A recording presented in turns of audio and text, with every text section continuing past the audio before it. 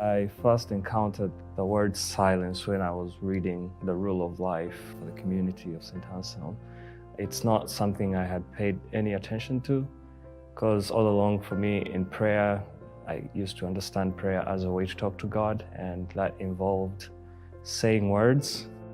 There were 2 points this year where we could have gone on the silent retreat, and I waited until the later retreat because I wasn't ready at first. And it took me a little bit longer than some of my other brothers and sisters to really feel safe in silence.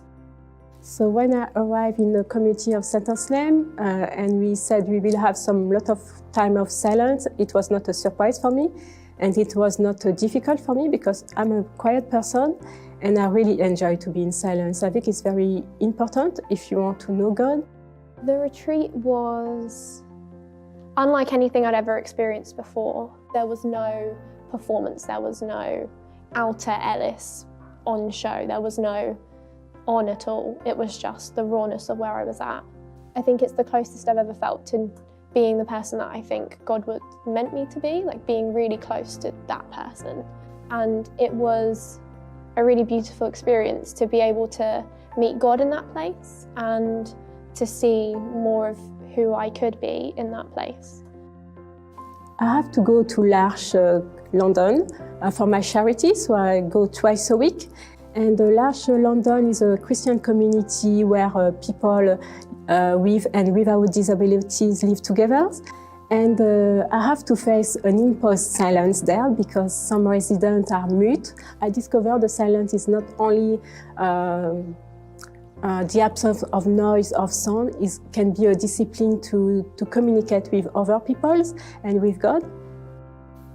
Silence to me means being available to God, and so to me being in silence presents me an opportunity to come before God and offer Him my heart and let Him speak to me.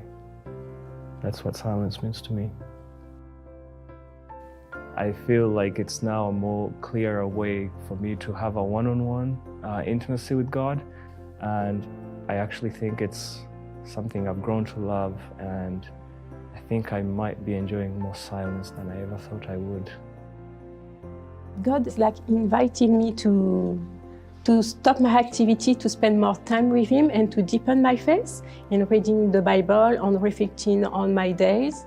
And it's this way how the silence works for me.